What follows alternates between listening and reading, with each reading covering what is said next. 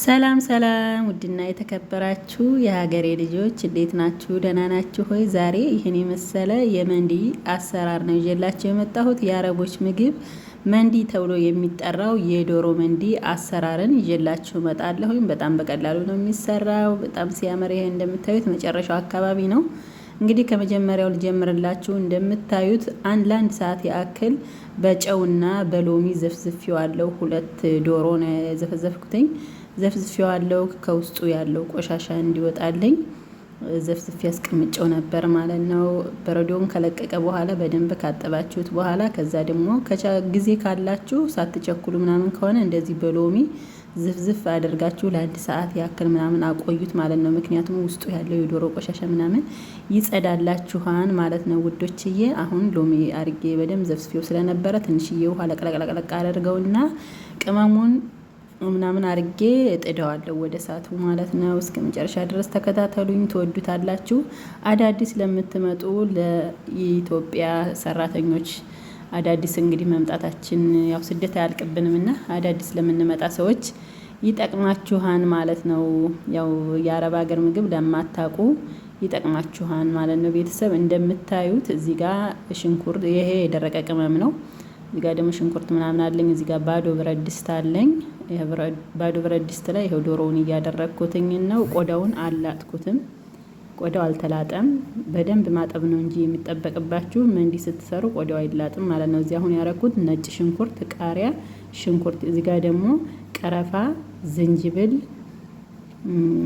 ሄል፣ ይሄ ጆሮ ጌጥ የምትባለው ሚስማር ነው የምትባለው እሷን፣ የባህር ዛፍ ቅጠል የሚመስለው ካሪ ቅጠል፣ የህንድ ቅጠል ማለት ነው። እሱን ይሄ የባህር ዛፍ ቅጠል የሚባለው ካሪ ነው የሚባለው።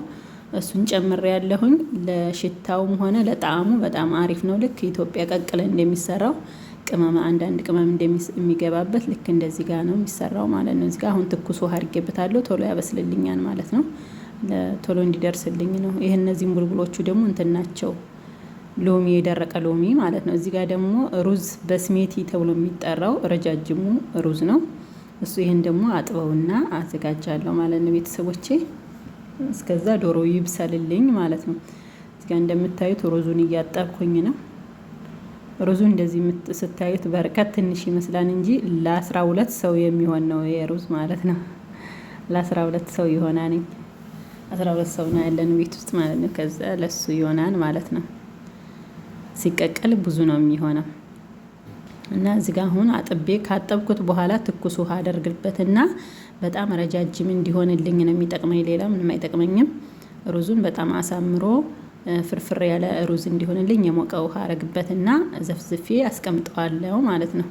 እንደምታዩት ደግሞ ዶሮው እየበሰለ ነው ማለት ነው። እንደምታዩት ዶሮው የሽታው ምናምን ነጭ ሽንኩርቱ፣ ዝንጅብሉ፣ ቅመማ ቅመሞቹ ብታዩ ኩሽናውን እንዴት ሽታው ጣዕም ደስ ነው የሚለው ብታዩ ማለት ነው።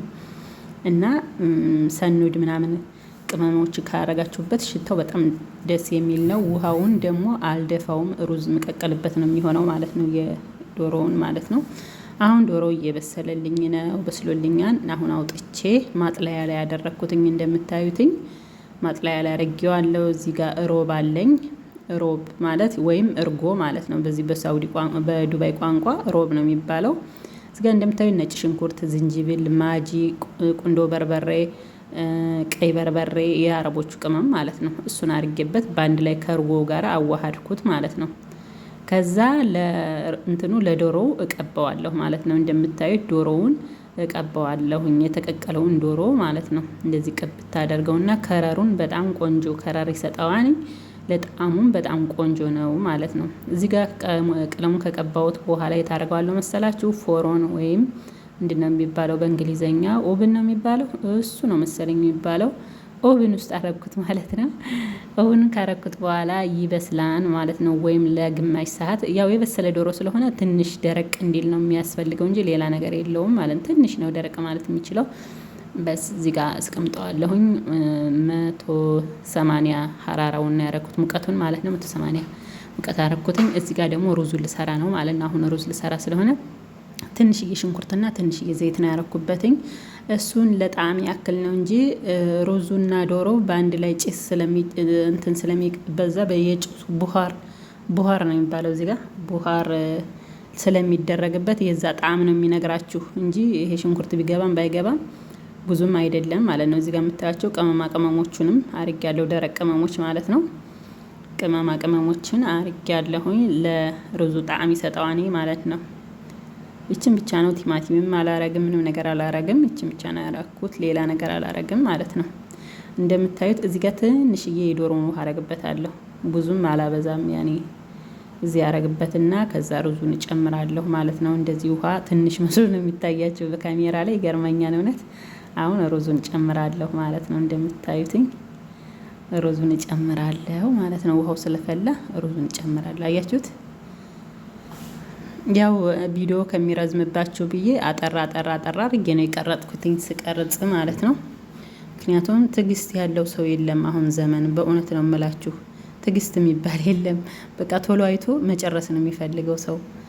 እና እዚህ ጋር ደግሞ የሱ ማባያ የሚሆን ነጭ ሽንኩርት፣ ቃሪያ፣ ምንድነው ኩዙበራ፣ ቲማቲም በአንድ ላይ ልፈጨው ነው ማለት ነው እንዲያቃጥል። ይሄ ምንድነው የሚባለው በእኛ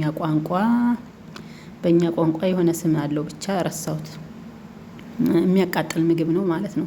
ከሩዙ ጋር በጎን አድርገው ይበሉታን ማለት ነው። ስለዚህ ይበላን፣ በጣም አሪፍ ነው ማለት ነው። አቃጣይ ነው፣ ከሱ ጋር ነው የሚበላው ማለት ነው።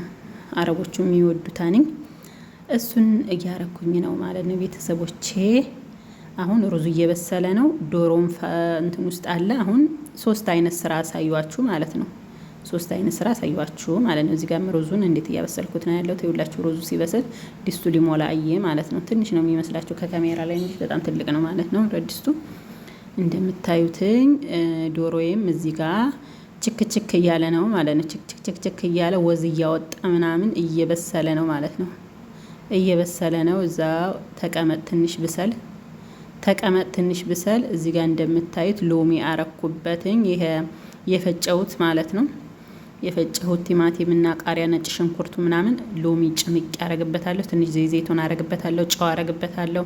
ከዛ ለሰዎች እንደዚህ በዚች ሳህን ሙሉት አድርጌ ይዤላቸው ይሄዳለሁ። ይበላሉ ማለት ነው ቤተሰቦች፣ ይበላሉ።